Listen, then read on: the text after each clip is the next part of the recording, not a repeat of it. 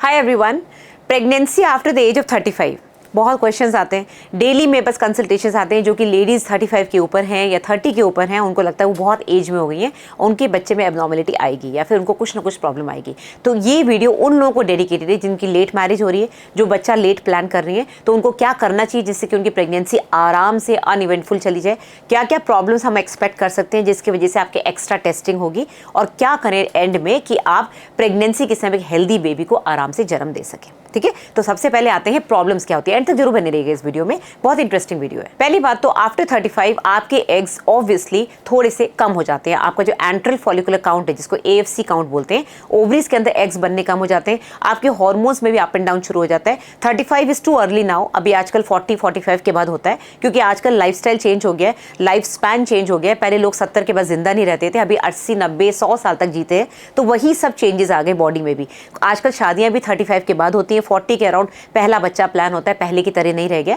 मैं गांव वालों की बात नहीं कर रही हूँ, गांव वालों में अभी भी 25-26 तक पूरी फैमिली कंप्लीट हो जाती है, but still many are changing now. बहुत सारी गांव की लेडीज मेरे पास 25-26 पे आती है शादी करके। तो ये सब चेंज हो रहा है, वेस्टर्नाइज वर्ल्ड का हमको इन्फ्लुएंस आ रहा है। हम लोग we are all working women now, most of us are working now, तो ये सब सिनारियो चेंज हो रहा है। बट स्टिल अगर आप 35 के बाद हैं, जो कि एक लैंडमार्क बनाया हुआ है कि 35 बिलो एंड 35 अबव, तो आपको फर्टिलिटी इश्यूज आ सकते हैं, क्योंकि आपके ओवुलेशन में प्रॉब्लम आ सकती है, आपकी एग क्वालिटी खराब हो सकती है। तो आपको डाइट अच्छी रखनी है जिससे एग क्वालिटी आपकी बेटर रहे। डॉक्टर से कंसल्ट करें, कुछ मेडिसिन आती है एग क्वालिटी के लिए, वो जरूर लें। ठीक है, तो फर्टिलिटी इश्यूज यानी कि जैसे आप 35 क्रॉस करेंगी, आपको प्रेग्नेंट होने में age compare to a young girl 20-25 की आपको ज़्यादा प्रॉब्लम आएगी। देन आपको प्रेगनेंसी में क्या क्या प्रॉब्लम्स आ सकती हैं। पहली बात तो क्रोमोसोमल प्रॉब्लम्स, यानी कि आपके जो अंडे बन रहे हैं उनके अंदर कोई जेनेटिक प्रॉब्लम आ सकती है। अभी क्यों आती है, कैसे होती है, वापस किसी और बच्चे में होगी कि नहीं, इसका जवाब देना बहुत मुश्किल है। मेरे पास डेली 1 या 2 कंसल्टेशन आते हैं जिसमें कि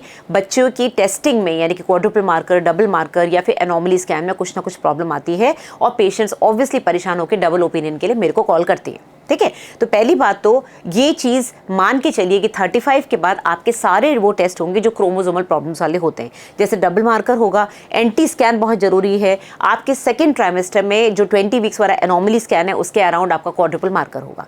डिपेंडिंग अपॉन दीज रिजल्ट्स हो सकता है आपको आगे टेस्टिंग के लिए जाना पड़े, NIPT कराना पड़े, आपको हो सकता है एमनियोसेंटेसिस कराना पड़े। मेरे नेक्स्ट वीडियो में मैंने ये सब डिटेल में बताया कि इसका क्या रिजल्ट होता है और इसको हम क्यों कराते हैं, और इसकी कितनी सेंसिटिविटी, कितनी स्पेसिफिसिटी है, कितना परसेंटेज ये बताता है कि सही है कि गलत है। ठीक है, तो आफ्टर 35 क्रोमोसोमल प्रॉब्लम्स हो सकती है, आपको डायबिटीज़ हो सकती है, क्योंकि अब आपकी एज थोड़ी सी ज़्यादा हो गई है, तो प्रेगनेंसी में वैसे भी डायबिटीजनिक कंडीशन होती है, थोड़ा शुगर बढ़ता है बॉडी में जिससे बच्चे को शुगर मिले, तो आपके अंदर डायबिटीज़ डेवलप हो सकता है। ब्लड प्रेशर प्रॉब्लम हो सकती है अगर आप 40 के ऊपर हैं।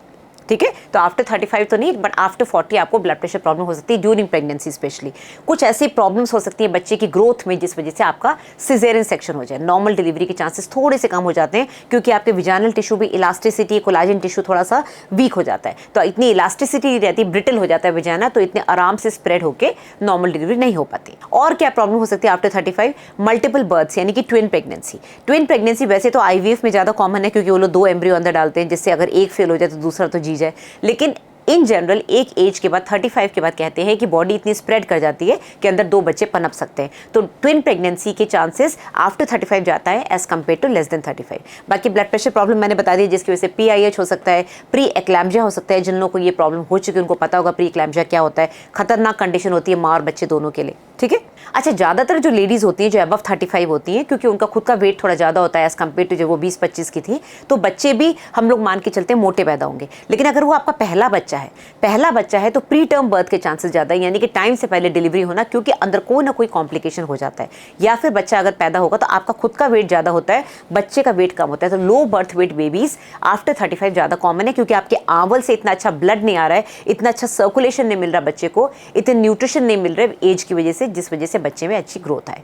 जो कहते हैं ना कि एक एज के बाद जो उसी लेडी ने 25 साल की उम्र में जो बच्चा पैदा किया वो तो छोटा सा था, उसी लेडी ने 32 साल की उम्र पे जो बच्चा पैदा किया वो ज़्यादा मोटा था। क्योंकि अब वो मल्टीपैरा बन चुकी है, अब उसके 4-5 बच्चे हो चुके हैं, तो उसका यूट्रस फैल रहा है, उसकी बॉडी फैल रही है, उसके यूट्रस में प्लासेंटा का टिश्यू बड़ा हो रहा है। तो जैसे जैसे बच्चे, नंबर ऑफ बच्चे बढ़ते हैं, आगे वाले बच्चे मोटे होते चले जाते हैं। बट ये बात हम कर रहे हैं उनकी जिनको पहली बार 35 की एज के बाद बच्चा हो रहा है, उनके बच्चे age compare to young lady थोड़े छोटे होते हैं और प्री टर्म बर्थ के चांसेस ज़्यादा होते हैं। अब आते हैं कैसे आप अपने आप को 35 के बाद फिट रखें।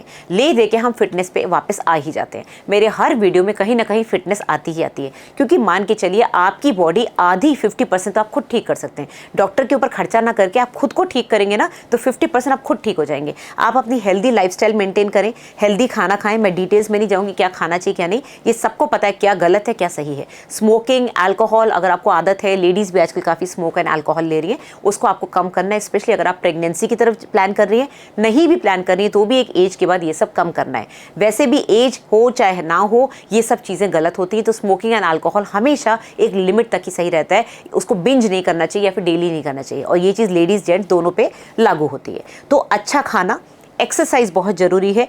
रोज का 1 से 1.5 घंटा 2 घंटा अपने आप को दो, भले वॉक करो, भले योगा करो।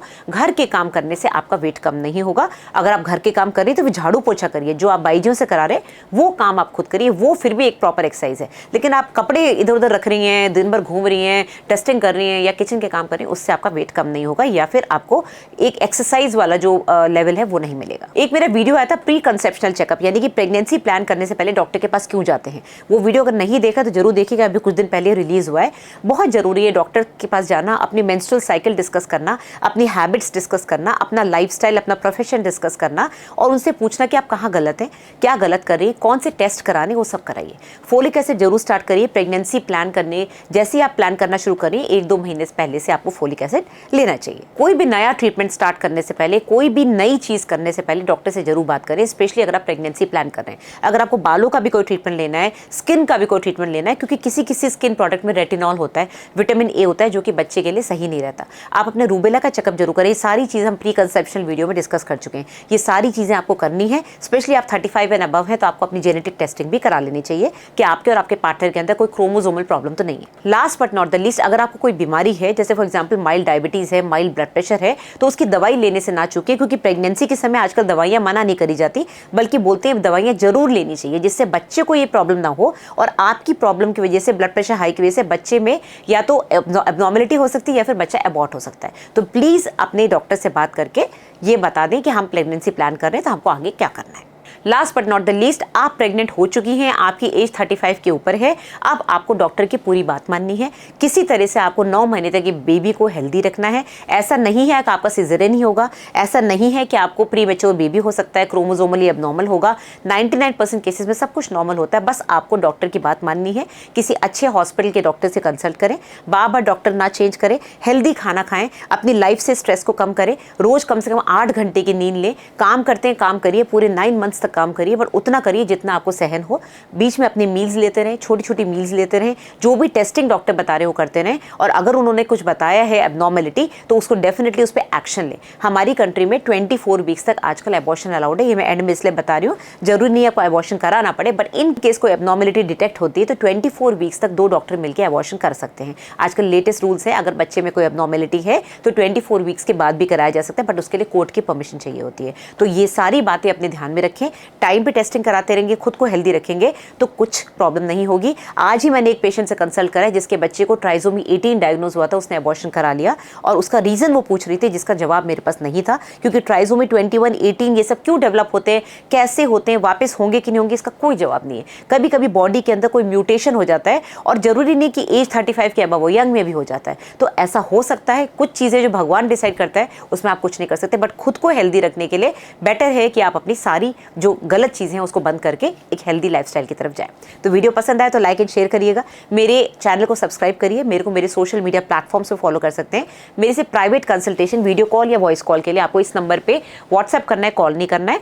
तो मेरी सेक्रेटरी आपको 2 दिन के अंदर अपॉइंटमेंट दे देगा, या फिर मेरी वेबसाइट पे जाके कंसल्ट डॉक्टर सोनल करके आप पेमेंट कर सकते हैं। Thank you very much.